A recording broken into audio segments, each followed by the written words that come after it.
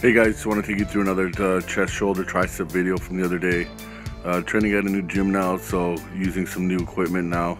Really like this machine. I think it's a Cybex or Apex machine. Kind of got to get used to it. It's only my second time using it.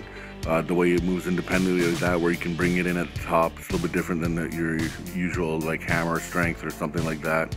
But you can get a really good squeeze contraction at the top. Did 3 1/4 there, but felt pretty strong today, so decided to go up to 4 for about 8.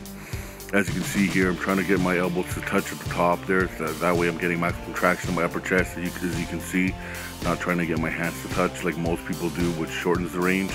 Trying to get my elbows basically to touch, kind of straighten out my arms at the top. Really slow negative there on my last rep just to finish it off. That's really how you build up your strength and create a lot of muscle damage, is what we want. Then decided to go to a decline movement, went over to the machine press, put the seat up a bit, put my ass off the seat to create more of an angle so I can lean back a bit more, getting a really full stretch at the bottom and a really good contraction at the top. All about the stretch and all about the squeeze with all my movements I do. I think you should use full range of motion in anything you do, really. If that's the way your body can move without any injuries, then that's the way it should move. While we're here, decided to do 2 neutral grip presses, which I'm really been liking a lot lately. I really find it's been giving me a lot more inner fullness with my chest. Again, full stretch at the bottom, can't really move my hands back anymore, and getting a good contraction at the top.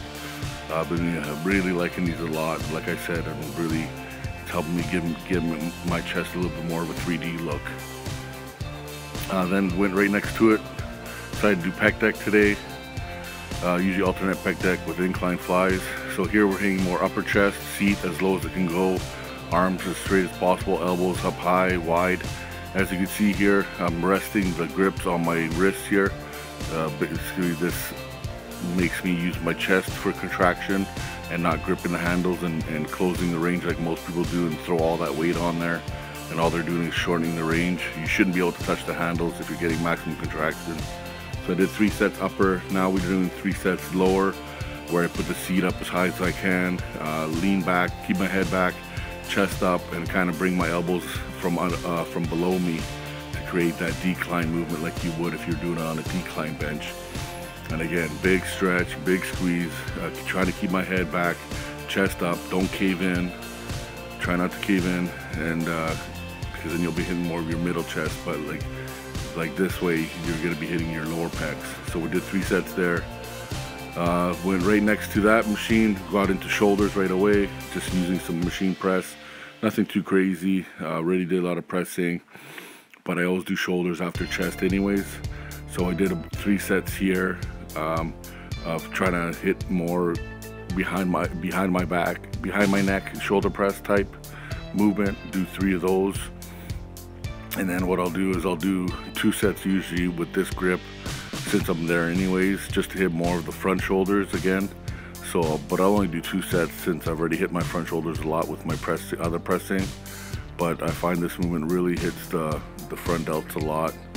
And yeah, so after this, we're gonna get into some raises, some side laterals and front raises. Most of you know how I like to do my side laterals. My favorite movement is, chest up against the short bench, which puts yourself at a bit of an incline with a perfect angle, which is what you want, leaning forward a little bit. And as you can see here, no shrugging the traps, no momentum, just pure shoulder work, lifting the dumbbells. And this movement has really gotten me to build up my shoulders to pretty good size over the years, because they're really strict. So we did 4 sets of the side laterals. Now we'll do 3 sets of front raises. As you can see here, the dumbbell stops at the bottom, lift up, raise, pure tension on the front delts, no momentum, as you can see here. So it's all front delt doing the work. But what I will do is at the end of the set is do 2-handed, where I'm getting a little momentum at the bottom just to really finish them off, as you'll see here in a sec.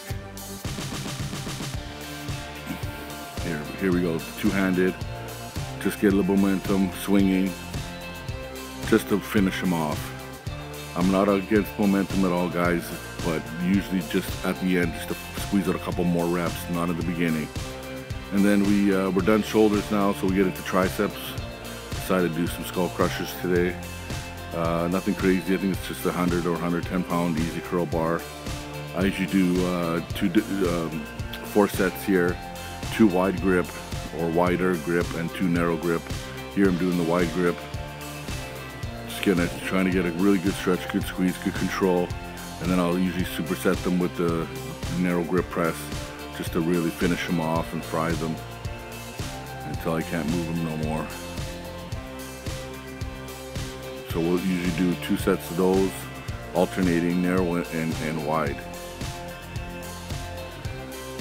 And now the next set will be a narrow grip press I'll be doing.